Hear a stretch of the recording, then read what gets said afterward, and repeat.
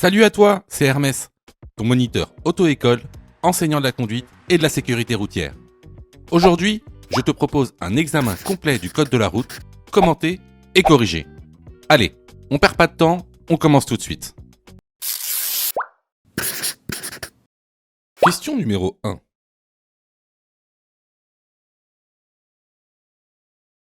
Je suis bien placé pour prendre l'autoroute.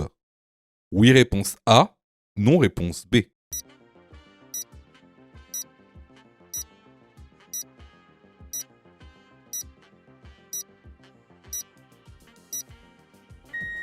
Alors, il faut que tu saches que quand tu t'engages dans un carrefour à sens giratoire, il y a des procédures à suivre. Il y a la procédure pour prendre la sortie de droite, la procédure pour prendre la sortie en face, la procédure pour prendre la sortie à gauche et la procédure pour faire demi-tour. Alors ici, si on regarde la carte, on voit que pour prendre l'autoroute, on devra prendre la sortie de gauche. Alors, quelle est la procédure pour prendre la sortie de gauche lorsque on rentre dans un carrefour à sens giratoire? Alors, tout d'abord, on va se mettre sur la voie de gauche avant d'entreprendre ce carrefour. Ensuite, ce qu'on va faire, c'est qu'on va devoir laisser le passage aux véhicules qui viennent de gauche, car c'est un carrefour à sens giratoire. Lorsqu'on est dans le carrefour, on prend la voie toujours de gauche dans le carrefour à sens giratoire. Et lorsqu'on arrive à cet endroit, on va devoir tout d'abord faire un contrôle du rétro droit puis de l'angle mort droit. Ensuite, on va mettre nos clignotants à droite pour se décaler sur la voie de droite. Et arrivé à la sortie, on fait tout d'abord un contrôle gauche, angle mort gauche, puis contrôle droit, angle mort droit, au cas où si il y a un vélo.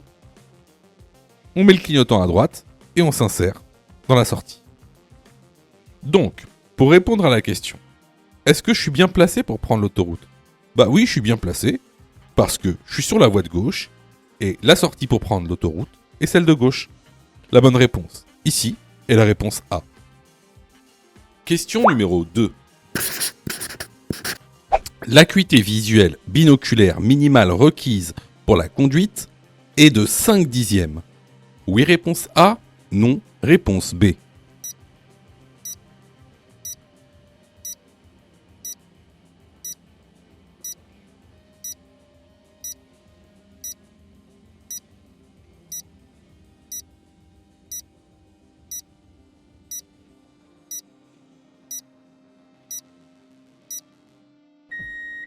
Alors, tout d'abord, c'est quoi l'acuité visuelle? Donc, l'acuité visuelle, c'est la capacité à voir un objet à une certaine distance. Tu sais, c'est le test que tu passes chez l'ophtalmologue, où il te demande de lire des lettres de plus en plus petites. Donc, après ce test, il te donne ta note, c'est-à-dire ton acuité visuelle. L'acuité visuelle minimale requise est de 5 dixièmes pour les deux yeux. Qu'est-ce que ça veut dire? Ça veut dire que si dans un œil tu as 2 dixièmes et sur l'autre tu as 8 dixièmes, alors tu as 5 dixièmes d'acuité visuelle. Et tu es apte à conduire. Sache que cette acuité visuelle, elle est calculée en prenant en compte le fait que tu as une correction ou non. Donc, elle est comptée avec le fait que tu portes des lunettes ou non. Alors, il y a une petite exception. C'est l'exception qui confirme la règle. Il y a une petite exception. Qu'est-ce qui se passe quand je perds un œil? Ça peut arriver, perdre un œil. Alors, si tu perds un œil, tu pourras avoir une dérogation au cas par cas si l'autre œil a au moins 5 dixièmes d'acuité visuelle. Par contre, si tu perds un œil et que l'autre œil enfin l'œil restant a une acuité visuelle inférieure à 5 dixièmes, alors c'est ce qu'on appelle une incompatibilité. Tu ne pourras plus jamais conduire. Donc ici, la bonne réponse est la réponse A. Question numéro 3. La ceinture de sécurité est facultative dans un véhicule de particulier. Oui, réponse A. Non, réponse B.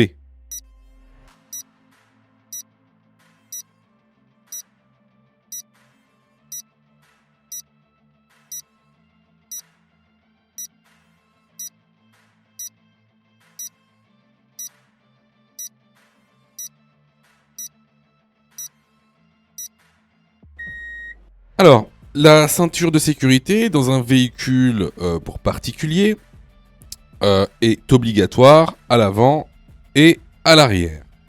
Alors, cependant, il y a des exceptions. Vous pouvez être exempté du port de la ceinture de sécurité pour plusieurs raisons.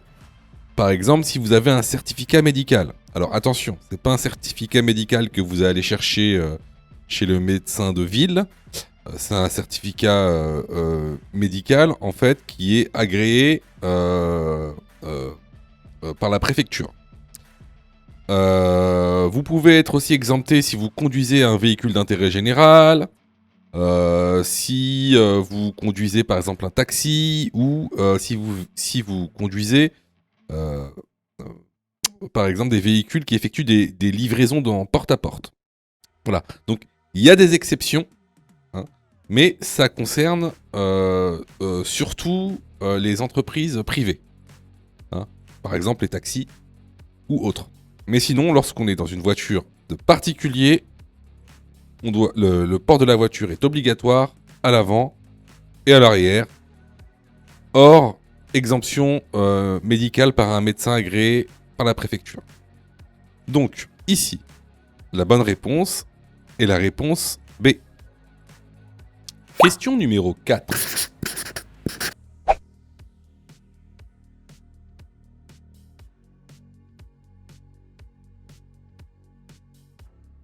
Vous êtes le piéton. Tous les véhicules vous voient nécessairement. Oui, réponse A. Non, réponse B.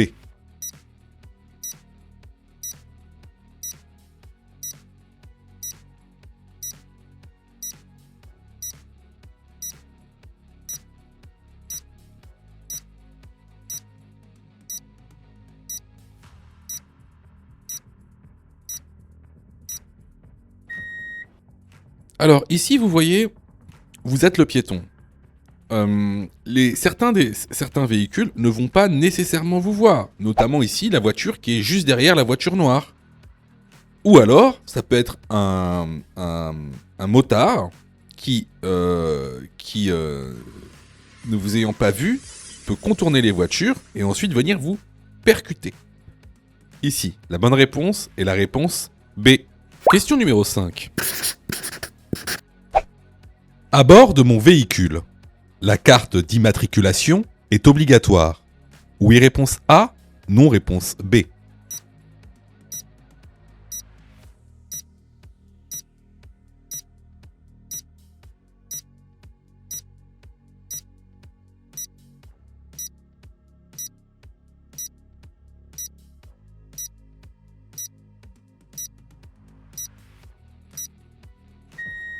Alors, à bord d'un véhicule, il est obligatoire d'avoir certains documents. Tout d'abord, le permis de conduire, qui est obligatoire. Ensuite, la carte d'immatriculation du véhicule. Et enfin, une preuve du contrôle technique. Contrairement à ce que beaucoup de gens pensent, il n'est pas obligatoire d'avoir une preuve de votre assurance, car depuis 2024, la police est connectée au fichier des véhicules assurés, dit FVA, et ils peuvent donc vérifier directement avec votre numéro d'immatriculation si vous êtes assuré ou non. Donc, la bonne réponse ici est la réponse A. Question numéro 6. Ce chien est bien attaché. Oui, réponse A. Non, réponse B.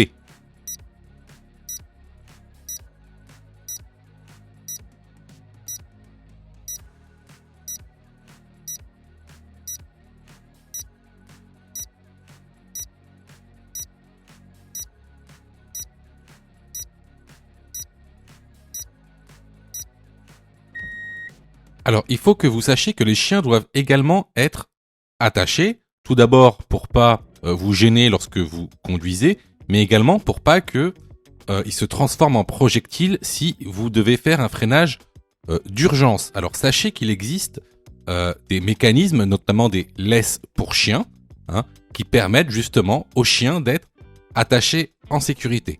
Alors, il n'y a pas que ces sortes de mécanismes qui existent.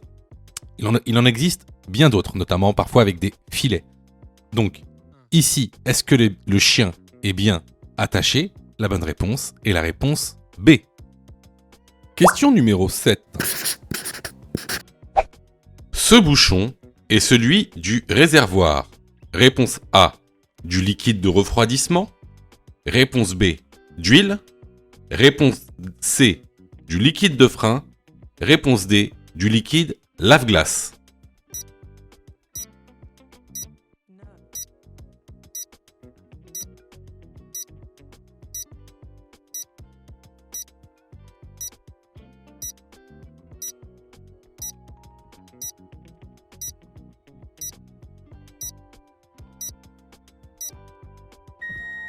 Alors ici, ce que vous voyez, c'est le bouchon du réservoir du liquide lave-glace. Alors, comment on le reconnaît, comment on le différencie par rapport aux autres bouchons? Lorsque vous ouvrez le capot, vous allez voir que vous allez avoir accès à 4 réservoirs. Alors, ce qu'on vient de voir, donc le réservoir du liquide lave-glace, avec en général un bouchon bleu et des lave-glaces, hein, avec un petit pictogramme de lave-glace dessus. Ensuite, vous avez le bouchon du liquide de refroidissement qui est en général est noir avec un pictogramme dessus.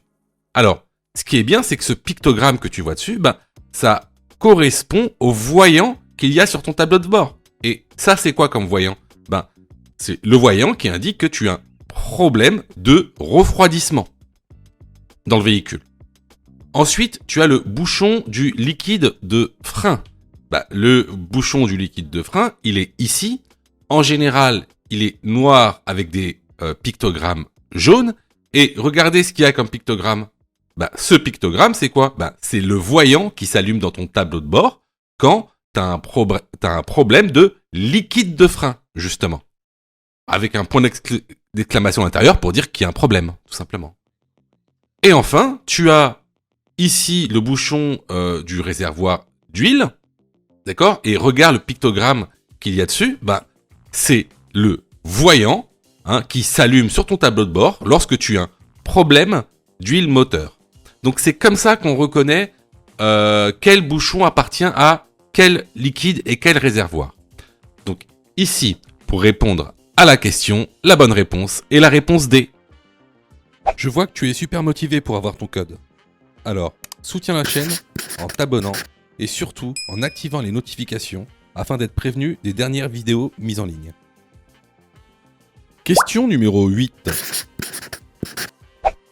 Lors d'un contrôle, la police peut dépister mon alcoolémie à l'aide d'un éthylotest.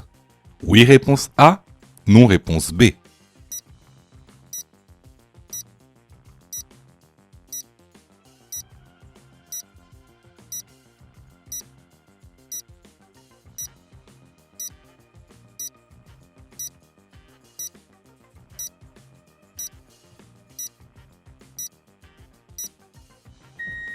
Alors, effectivement, la police peut à tout moment, et peu importe les conditions, effectuer donc un dépistage d'alcoolémie. Donc, ce dépistage d'alcoolémie se fera à l'aide d'un éthylotest. Donc, il existe 2 types d'éthylotests, les éthylotests chimiques et les éthylotests électroniques. Alors, je sais que beaucoup de gens vont me dire « Ah, mais il existe aussi les éthylomètres, tu as oublié les éthylomètres. » Alors, non. J'ai pas oublié les éthylomètres, mais un éthylomètre, c'est pas fait pour dépister la présence d'alcool. C'est fait pour mesurer la présence d'alcool. C'est pas la même chose. D'accord? Donc, ici, la bonne réponse est la réponse A. Question numéro 9. Dans cette situation, réponse A, j'accélère. Réponse B, je m'arrête.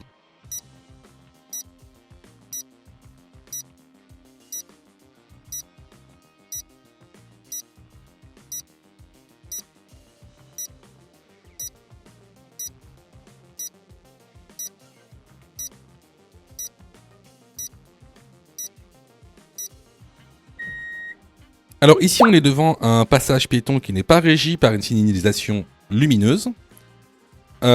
Et on a un piéton qui va traverser ce passage piéton.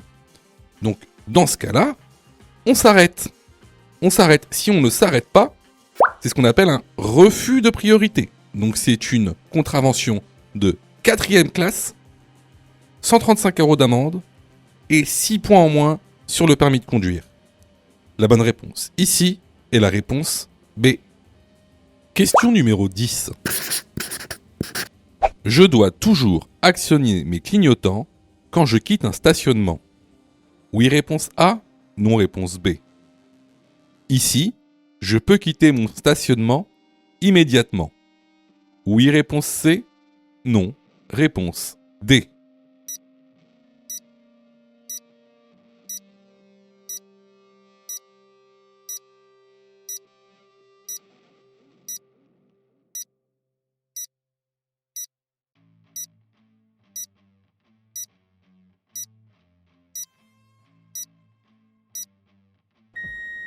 Alors, est-ce que je dois toujours actionner mes clignotants quand je quitte un stationnement? Eh bien oui. Il va falloir que vous préveniez les autres usagers de la route de votre intention de sortir de votre stationnement. Ensuite, ici, est-ce que je peux quitter mon stationnement immédiatement? Alors, si vous regardez le rétroviseur gauche, vous allez vous apercevoir que vous avez un vélo et un bus juste derrière. Alors ici, comment on fait pour quitter son stationnement? Ce que vous allez faire, c'est déjà, vous allez attendre que le vélo et que le bus passent. Une fois qu'il y aura personne sur votre rétroviseur, là, vous mettrez votre clignotant. Vous devrez alors vérifier votre angle mort, c'est-à-dire vérification en vision directe. Et ensuite, vous allez pouvoir quitter votre stationnement en sécurité. Donc ici, les bonnes réponses sont les réponses A et D. Question numéro 11. Je risque de rencontrer des pierres sur la chaussée. Oui, réponse A. Non, réponse B.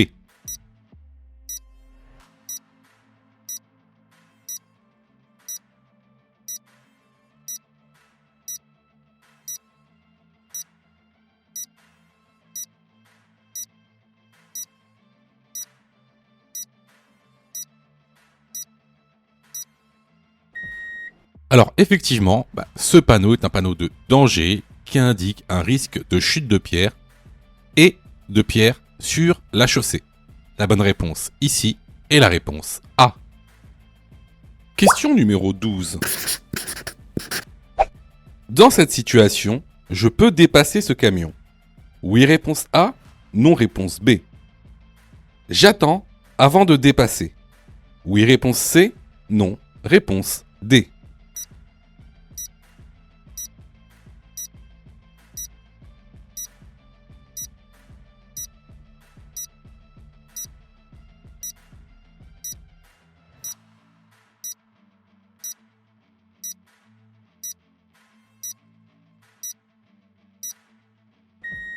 Alors, super intéressante comme question. Déjà, tu vois ici, on est sur une route. Mais quel type de route? On est sur une route à double essence avec créneau de dépassement. Donc, créneau de dépassement, c'est la voie de gauche. Ce qu'on appelle une voie de dépassement, si tu veux. Donc la voie de gauche ici, elle sert à dépasser. Est-ce que je peux dépasser ce camion? Devant moi, j'ai une très très bonne visibilité. Je pourrais dépasser ce camion. Seulement, regarde bien le rétroviseur intérieur. On a déjà une voiture qui est sur la voie de dépassement et donc qui est en train de dépasser d'autres véhicules. Donc ce que je fais ici, c'est que j'attends avant de dépasser. Je ne peux pas dépasser ce camion actuellement. Je vais devoir attendre que la voie soit dégagée. Donc les bonnes réponses ici vont être les réponses B et C. Question numéro 13. Je suis dans la voie de droite. Je suis bien placé pour tourner à gauche à l'intersection. Oui, réponse A. Non, réponse B.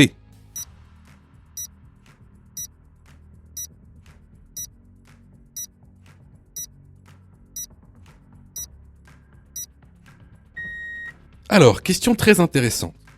Regarde le marquage au sol.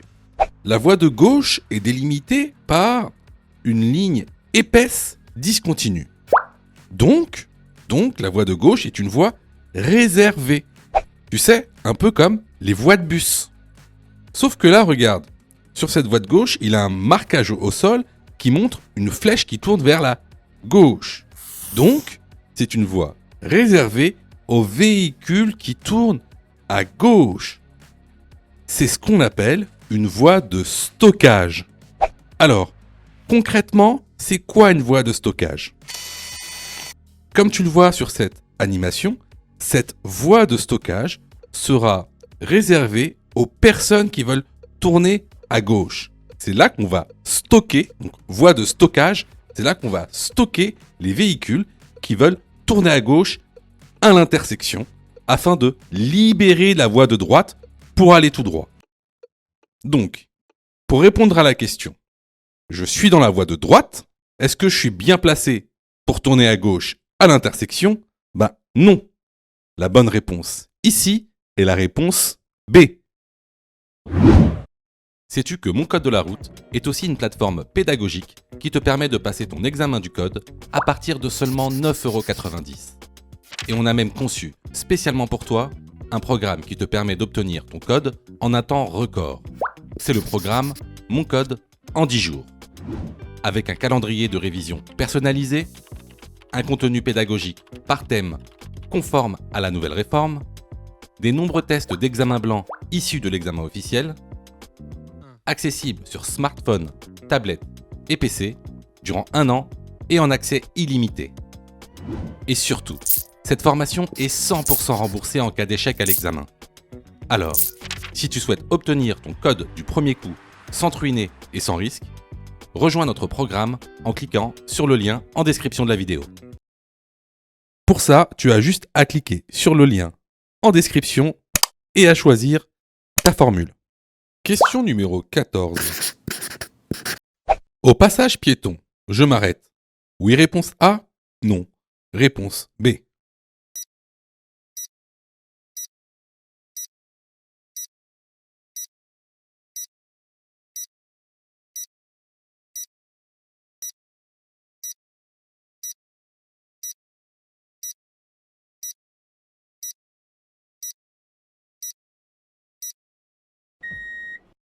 Alors ici, comme tu le vois, on arrive sur un passage piéton. Et manque de bol, il y a un piéton. Juste ici, il y a un piéton qui est en train de traverser le passage piéton. Donc bien sûr, on va s'arrêter au passage piéton. Sinon, c'est ce qu'on appelle un refus de priorité. Donc refus de priorité, c'est contravention de 4e classe, 6 points de retrait sur le permis de conduire et 135 € d'amende. La bonne réponse ici est la réponse A. Question numéro 15. Je peux m'arrêter au niveau de la station de bus. Oui, réponse A. Non, réponse B.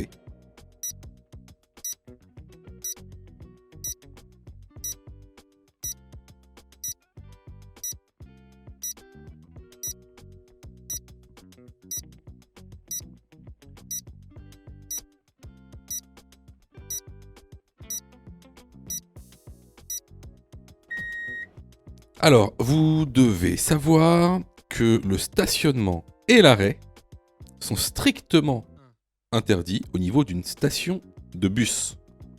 Donc, la bonne réponse est la réponse B. Question numéro 16. Plus je roule vite, plus la distance parcourue durant le temps de réaction est grande. Oui, réponse A. Non, réponse B.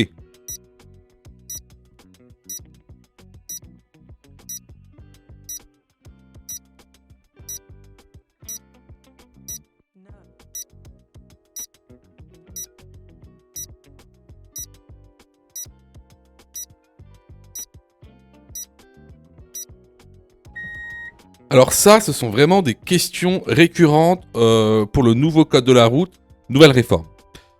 Faut vraiment que vous maîtrisiez ce sujet-là. Alors, avant toute chose, c'est quoi le temps de réaction ? Le temps de réaction, c'est un temps qui est égal à 1 seconde. Tout le monde a ce temps de réaction-là, dans des conditions normales, bien sûr. Faut pas avoir bu, ni fumé, ni avoir pris de la drogue. Donc, le temps de réaction est d'environ 1 seconde pour un être humain. Pendant ce temps, qu'est-ce que vous faites ? Tout d'abord, vous allez percevoir un danger. Ensuite, vous allez analyser le danger. Ensuite, vous allez prendre une décision. Et enfin, vous allez agir suite à la prise de décision. C'est ce qu'on appelle le PADA. C'est un moyen mémotechnique pour s'en souvenir. Donc, P pour percevoir, A pour analyser, D pour décider, A pour agir. Alors, pendant ce temps de réaction qui dure 1 seconde, lui, votre véhicule, il continue d'avancer. Donc, effectivement, plus votre vitesse sera élevée, plus le temps parcouru pendant ce temps de réaction va être grande. Regardez ce document, par exemple, à 50 km/h, la distance parcourue pendant 1 seconde est de 15 mètres. À 80 km/h, la distance parcourue est de 24 mètres. Et à 130, elle est de 40 mètres. Donc ici, pour répondre à la question, plus je roule vite, plus la distance parcourue durant le temps de réaction est grande. La bonne réponse ici est la réponse A. Question numéro 17. La balise indique un passage à niveau à 150 mètres. Oui, réponse A. Non, réponse B.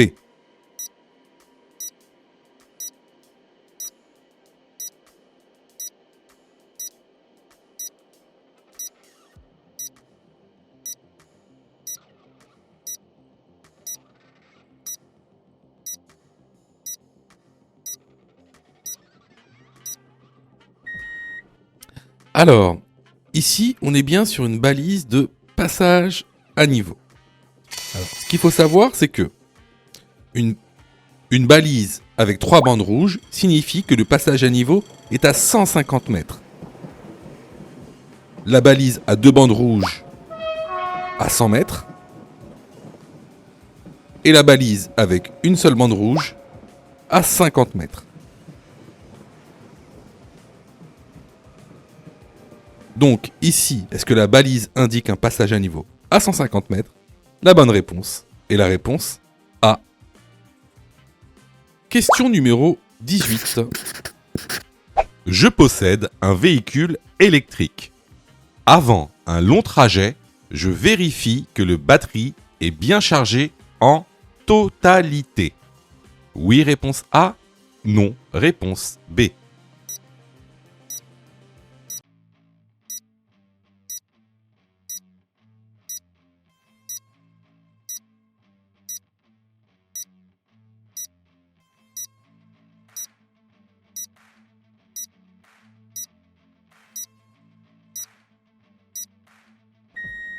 Alors, cette question, elle a l'air un peu idiote, un peu stupide.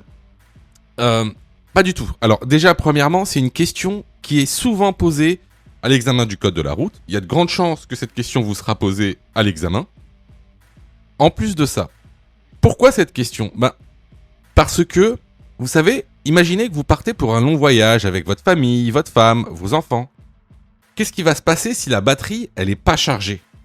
Tout de suite, vous allez devenir anxieux. Vous allez vous dire, il faut vite que je recharge la batterie, il faut que je trouve un point de recharge, ma femme est énervée, les enfants font du bruit. Tout ça, ça va créer un environnement anxiogène, d'accord ? Et qu'est-ce que ça va provoquer ? Ça va provoquer que vous ne serez pas concentré sur l'activité de conduite. N'oubliez pas que quand vous prenez la voiture, vous devez être concentré sur votre conduite. Il ne faut pas que vous pensiez à autre chose ou que vous soyez dans un état anxiogène. Donc, avant de partir pour un long trajet, on prépare son trajet, on charge sa batterie complètement et également, qu'est-ce qu'on fait ? Eh ben, on prévoit les points pour, les stations électriques qui seront sur le trajet.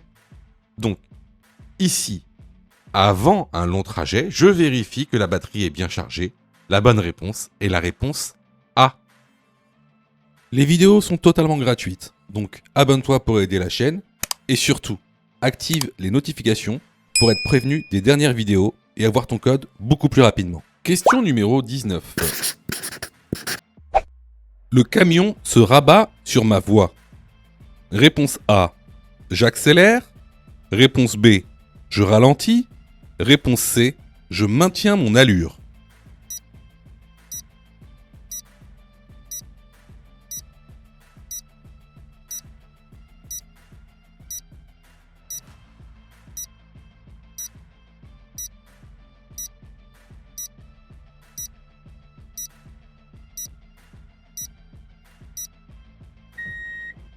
Alors ici, on a un camion qui se rabat sur notre voie.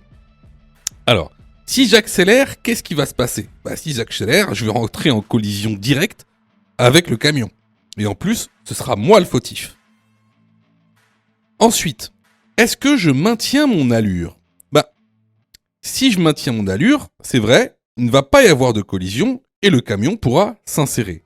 Cependant, regardez bien, si je maintiens mon allure, ma distance de sécurité ne sera pas suffisante. Parce que déjà, ici, il n'y a même pas une seule ligne de rive qui nous sépare. Or, pour une distance de sécurité réglementaire, il en faut 2. Donc ce que je fais ici, c'est que je ralentis pour pouvoir disposer d'une distance de sécurité réglementaire de 2 lignes de rive. La bonne réponse ici est la réponse B. Question numéro 20. Cette action est à éviter durant la conduite. Oui, réponse A, non, réponse B.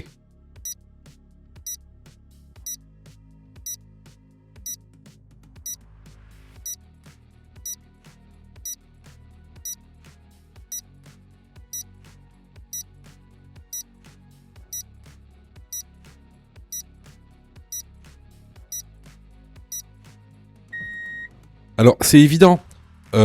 Utiliser un téléphone, un GPS, même la radio, durant la conduite, diminue votre vigilance et donc augmente les probabilités d'accident. Donc, c'est accidentogène. Donc, lorsqu'on conduit, on ne fait rien d'autre. La bonne réponse. Ici, question numéro 21.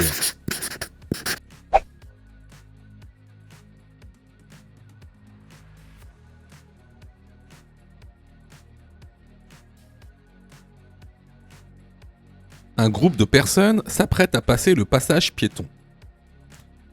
Réponse A, je maintiens mon allure. Réponse B, je ralentis et je m'arrête.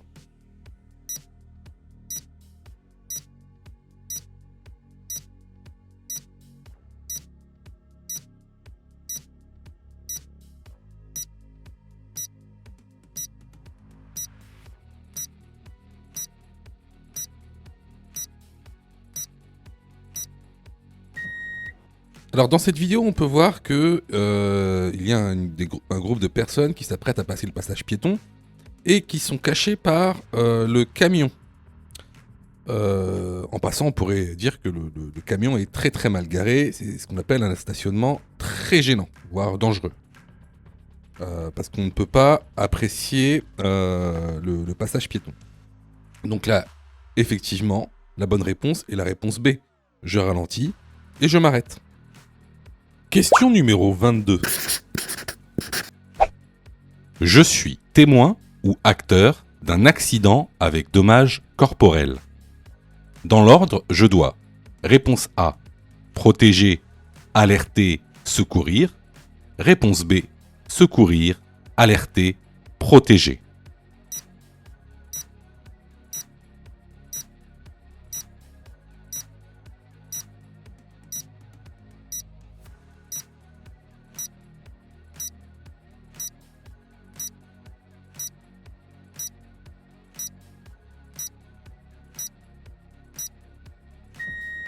Alors ça, c'est une question récurrente lors de l'examen du code de la route. Sûrement que vous allez tomber dessus lorsque vous allez passer votre examen. Lorsque vous êtes témoin ou acteur d'un accident avec dommages corporels, vous devez tout d'abord protéger, ensuite alerter et en dernier lieu secourir. C'est ce qu'on appelle le pas. C'est un moyen mnémotechnique pour s'en souvenir. Donc ici, la bonne réponse est la réponse A. Question numéro 23. Je peux effectuer un arrêt juste devant le passage piéton. Oui, réponse A, non, réponse B.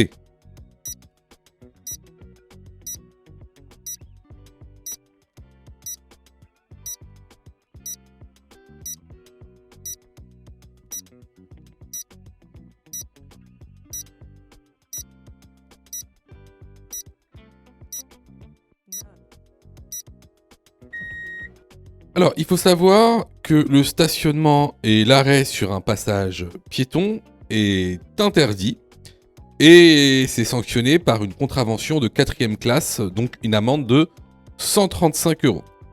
Alors, tu vas me dire, bah oui, mais là, la question, c'est juste devant le passage piéton. Eh ben, c'est la même chose. C'est-à-dire que si tu te gares 5 mètres en amont d'un passage piéton, c'est considéré comme un arrêt ou un stationnement sur un passage piéton. Alors, il faut aussi savoir que si tu n'es pas présent lors de la constatation de l'infraction, ton véhicule peut aussi être amené en fourrière, donc être immobilisé. Donc ici, la bonne réponse est la réponse B. Question numéro 24. Je suis en période probatoire. Je peux rouler à. Réponse A, 70 km/h. Réponse B, 60 km/h. Réponse C, 90 km/h.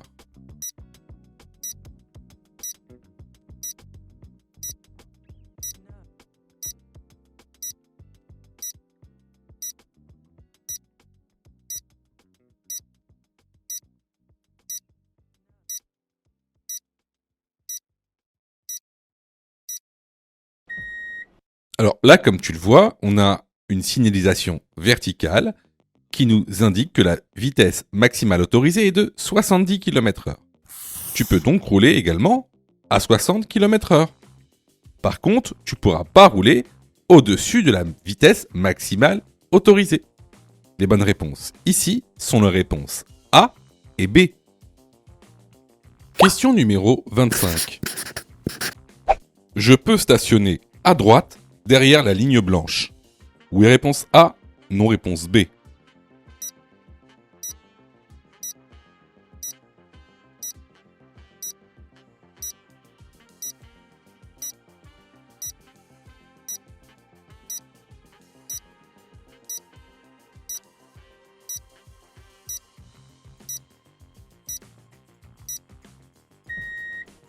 Alors, à droite, si tu regardes bien, on a une ligne blanche continue. Donc, qui dit ligne blanche continue, dit qu'on n'a pas le droit de la franchir. On n'a pas le droit de la franchir, donc encore moins se stationner ou s'arrêter derrière. Donc, la bonne réponse ici est la réponse B. Question numéro 26. Avec cette commande, je règle la hauteur des feux. Oui, réponse A. Non, réponse B.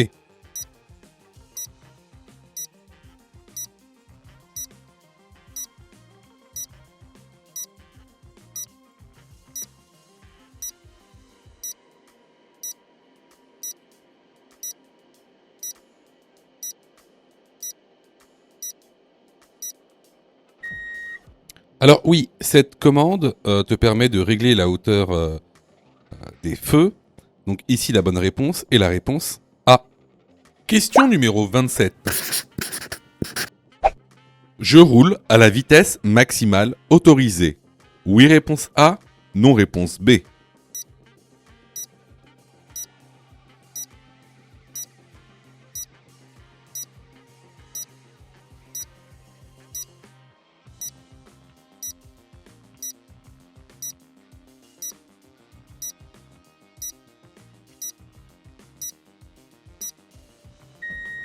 Alors ici c'est évident, vous voyez bien qu'il y a une tempête de neige, que la visibilité est fortement réduite et que la chaussée est glissante.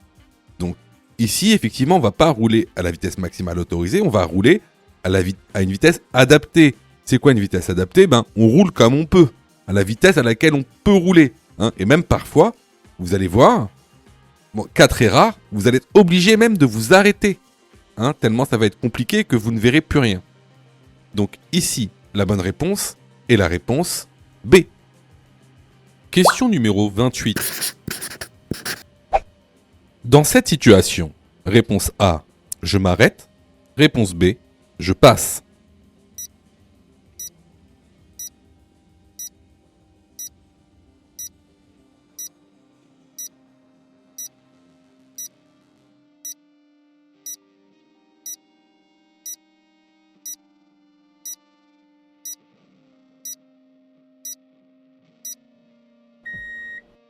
Alors là, on peut voir, on est dans une rue à double sens de circulation et la voiture d'en face passe. Alors, on voit que c'est la voiture d'en face qui rencontre l'obstacle, c'est-à-dire les voitures garées. Donc, tu devrais me dire, normalement, c'est moi qui ai la priorité, je passe. Oui, mais en fait, non, c'est un peu plus compliqué que ça. Alors, on va juste revoir les règles de priorité. Alors, dans une rue à double sens de circulation, c'est le véhicule qui rencontre l'obstacle qui doit céder le passage au véhicule en face. Par exemple, ici, la voiture blanche rencontre une voiture garée, à droite, jaune. Donc, elle doit laisser la priorité à la voiture rouge. Cependant, si la voiture blanche est déjà engagée, alors, dans ce cas-ci, c'est à nous de nous arrêter pour éviter justement l'accident et le contact avec la voiture qui vient de face. Donc ici, dans ce contexte, je m'arrête. La bonne réponse est la réponse A. Question numéro 29. La signalisation indique. Réponse A, un pont mobile. Réponse B, un débouché sur un quai ou une voie sur berge.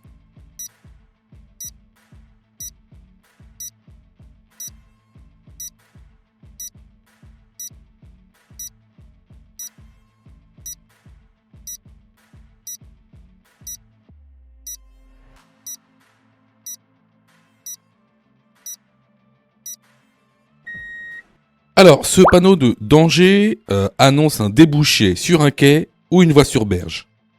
À ne pas confondre avec le panneau qui annonce la présence d'un pont mobile. La bonne réponse ici est la réponse B. Question numéro 30. Je passe avant le piéton. Oui, réponse A.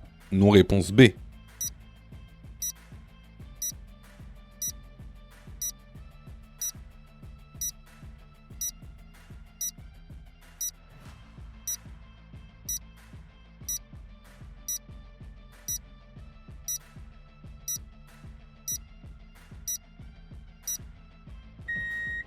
Alors ça, c'est une chose qu'on a vu plusieurs fois, hein, que ce soit dans la formation ou dans les vidéos YouTube. Donc là, typiquement, si vous passez avant le piéton, c'est ce qu'on appelle un refus de priorité au passage piéton. C'est 6 points en moins, 6 points, 135 € d'amende. Donc ici, la bonne réponse est la réponse B. Si tu aimes le contenu, alors prends quelques secondes pour liker la vidéo. C'est très important. Cela nous permet d'être mieux référencés et donc de te présenter encore plus de vidéos pour que tu puisses obtenir ton code le plus rapidement possible. Question numéro 31. Ce panneau indique l'obligation de tourner à droite à la prochaine intersection. Oui, réponse A. Non, réponse B.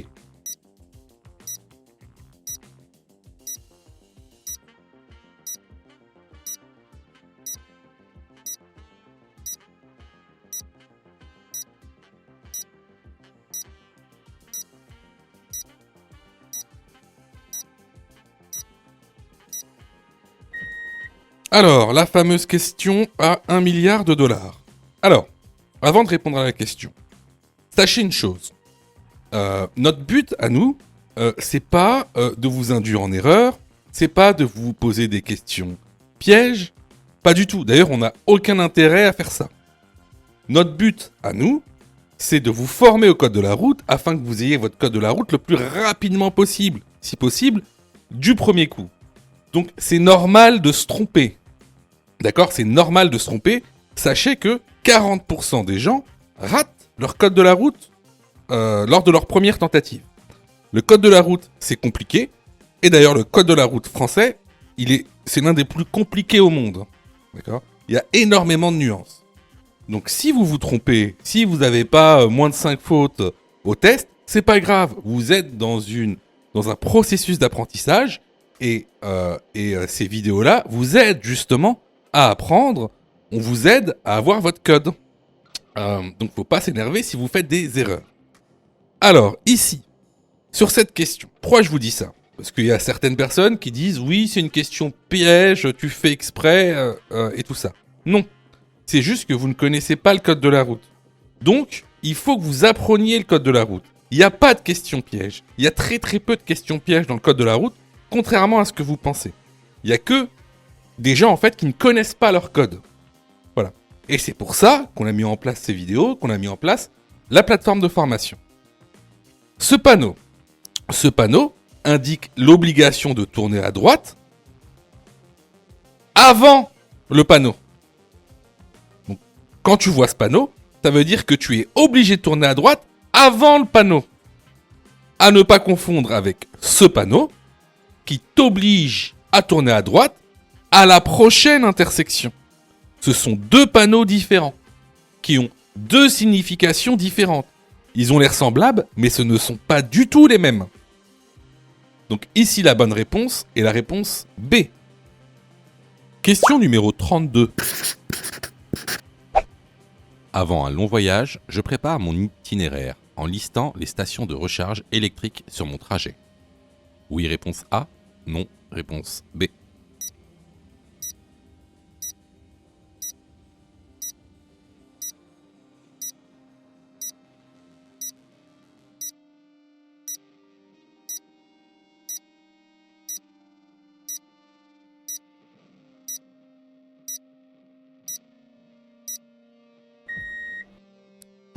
Alors, votre voiture électrique contient une batterie avec une certaine autonomie. Donc, avant un long voyage, bien sûr, je le prépare et je regarde les stations donc, de recharge qui se trouvent sur mon itinéraire. La bonne réponse est la réponse A. Alors, vous voyez, il y a beaucoup de gens, en fait, je sais, je sais que vous êtes trompés. Enfin, beaucoup d'entre vous se sont trompés. Je sais que vous passez beaucoup de temps à réviser votre code. Je le sais.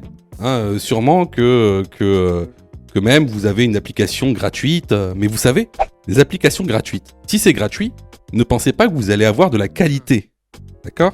Ne pensez pas ça. C'est pas pour rien qu'il y a 40% de taux d'échec. Quasiment la moitié des gens qui regardent cette vidéo vont rater leur code.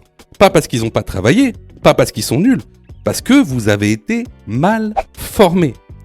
C'est pour ça que nous, on vous propose donc une plateforme de formation 100% dédiée au code de la route, réalisée par des professionnels, avec une méthodologie adéquate qui vous permettra d'avoir votre code de la route rapidement. En plus de ça, vraiment ça coûte pas cher. Vous pouvez commencer à vous former pour 9,90 €. Ça c'est la formule la plus basse. Sinon, vous pouvez même choisir la formule Mon code en 10 jours. Et avec cette formule, vous êtes 100% remboursé si vous ratez votre code. Simplement en envoyant la preuve de votre échec. Donc voilà, moi un petit conseil que je vous donne, surtout si vous êtes trompé à cette question, allez dans la plateforme, formez-vous correctement. Vous allez voir, ça va bien se passer. Pour ça, tu as juste à cliquer sur le lien en description et à choisir ta formule. Question numéro 33. L'appui-tête est bien réglé. Oui, réponse A. Non, réponse B.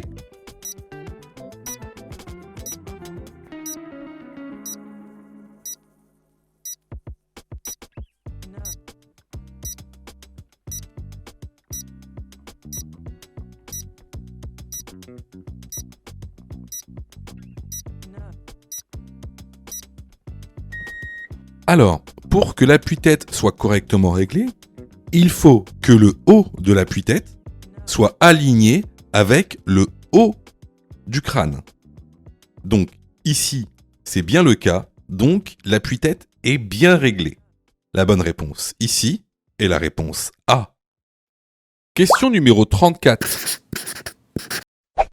Je désactive le régulateur de vitesse en appuyant sur la pédale de frein. Oui, réponse A. Non, réponse B.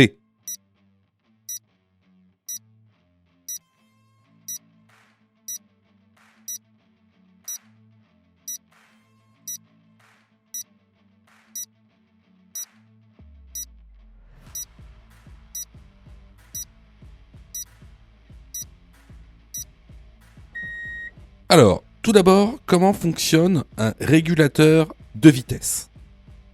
Alors, le régulateur de vitesse, c'est une fonction qui permet de maintenir ton véhicule à une vitesse présélectionnée sans appuyer sur l'accélérateur.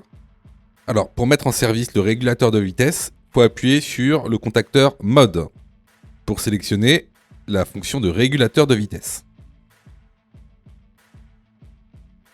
Ensuite, il y a un petit témoin qui s'allume et le message régulateur prêt, 7 pour activer, apparaît sur le tableau de bord. Donc là, il attend que tu mettes une vitesse. Donc pour définir la vitesse, donc tu pousses la commande 7 plus pour augmenter la vitesse ou 7 moins pour la diminuer. Donc après, vous allez avoir un petit témoin qui va s'allumer en vert. Ici, 70. Donc là, tu peux retirer ton pied de la pédale d'accélérateur. Tu pourras désactiver le régulateur tout simplement en appuyant sur la pédale de frein. Donc ici, la bonne réponse est la réponse A. Question numéro 35. La pollution atmosphérique peut être réduite en pratiquant le covoiturage et l'écopartage. Oui, réponse A. Non, réponse B.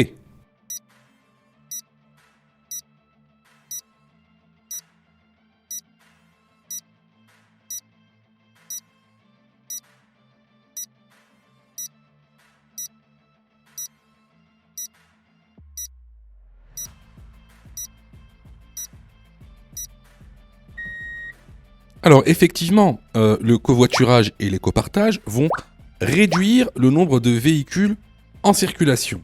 Par conséquent, réduire la pollution atmosphérique. La bonne réponse ici est la réponse A. Question numéro 36.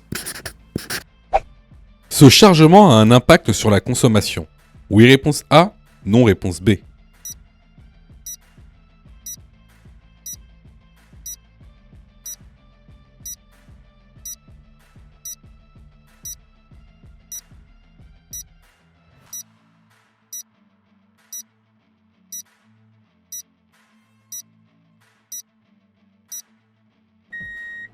Alors, ici, tu vois bien que la voiture est chargée à bloc, que ce soit sur le toit ou à l'intérieur même de la voiture. Donc, effectivement, plus la voiture elle sera lourde, alors alourdie, plus la consommation va augmenter. Donc, ici, la bonne réponse est la réponse A. Question numéro 37. Écouter de la musique avec des écouteurs ou un casque. A. Permet d'être attentif. B. Est autorisé. C. Est interdit.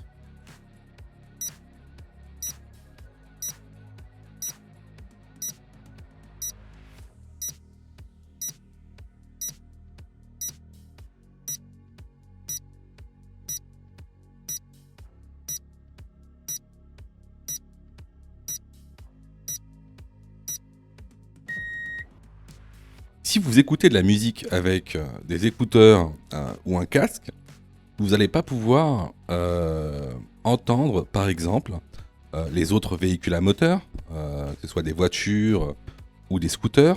Vous n'allez pas non plus pouvoir entendre leur klaxon s'ils klaxonnent. Et aussi, surtout, vous n'allez pas pouvoir entendre des sirènes des véhicules d'intérêt généraux. Par exemple, la police ou les pompiers. Donc effectivement, l'utilisation d'écouteurs ou de casques est strictement interdit. La bonne réponse est la réponse C. Question numéro 38. J'ai la priorité à la prochaine intersection. Oui, réponse A. Non, réponse B.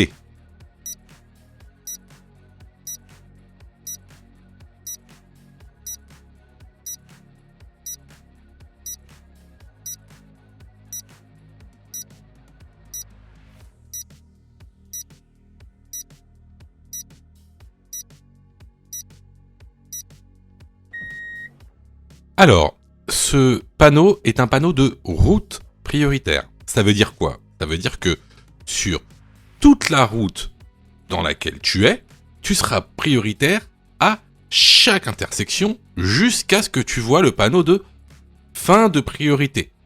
Donc, à la prochaine intersection, tu seras prioritaire. La bonne réponse ici est la réponse A. Alors là, c'était vraiment une question de cours qu'on voit régulièrement dans la formation.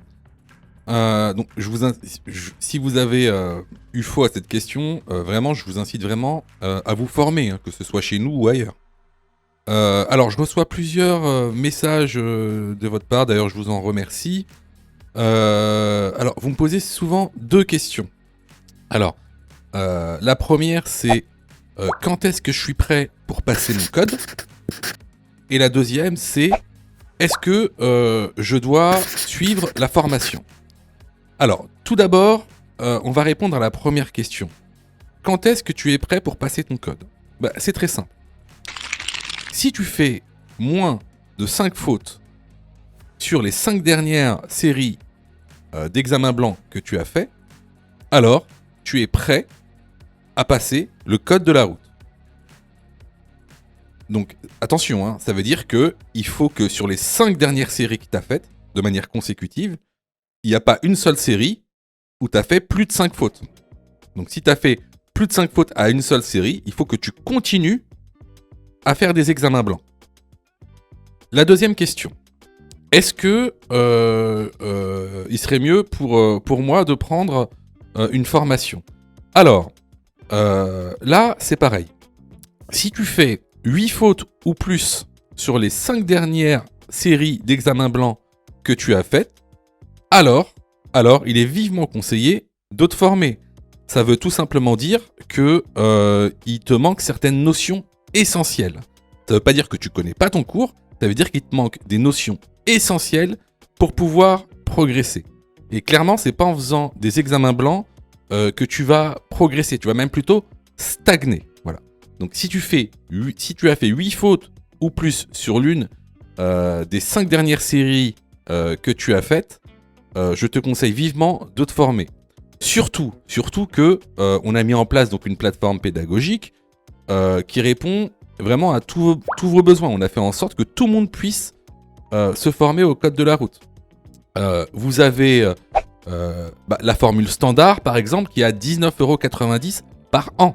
Donc vous payez une fois 19,90 € et vous avez le droit à toute la plateforme pendant un an en illimité, avec tous les cours, tous les 10 thèmes, plus de 1200 questions issues de l'examen officiel, commentées et corrigées.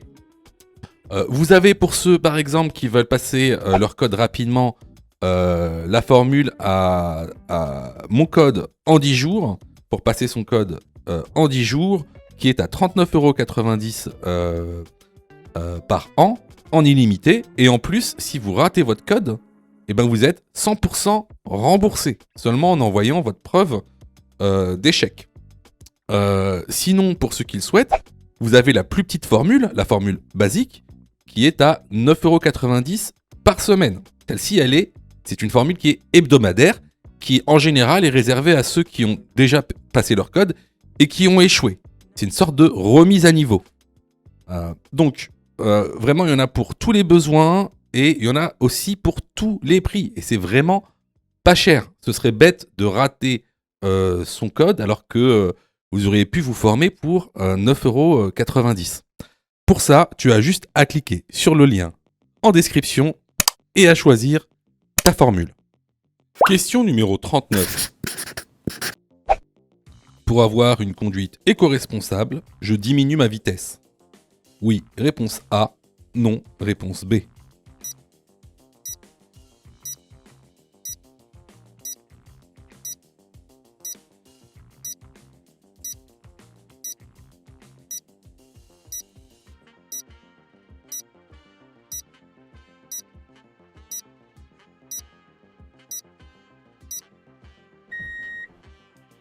Alors, n'oubliez pas, une conduite éco-responsable, c'est une conduite économique et écologique.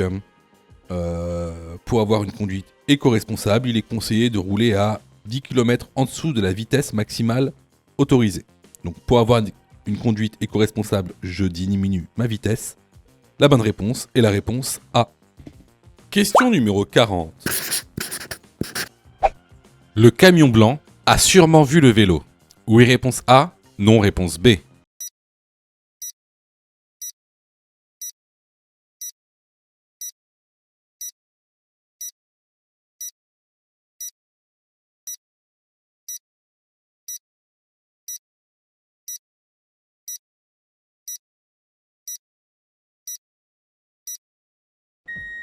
Comme vous le voyez ici, le camion blanc, en fait, est situé de telle sorte qu'il y a des panneaux d'indication blancs qui gênent en fait la vue du vélo.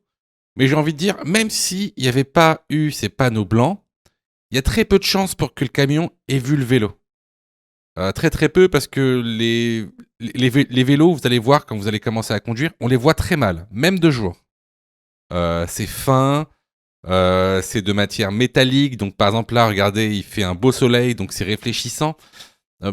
Ça peut se fondre en fait avec la couleur par exemple du bitume. Donc ici, est-ce que le camion blanc a sûrement vu le vélo ? La bonne réponse est la réponse B, sûrement pas. Si tu as fait 8 fautes ou plus, ne panique pas. Rejoins-nous sur notre plateforme pédagogique en ligne en cliquant sur le lien en description de la vidéo. Tu pourras alors choisir la formule qui te convient. N'oublie pas de liker la vidéo et de t'abonner pour recevoir toutes les dernières notifications. Tu peux aussi continuer à t'entraîner en cliquant sur l'une des vidéos qui s'affichent.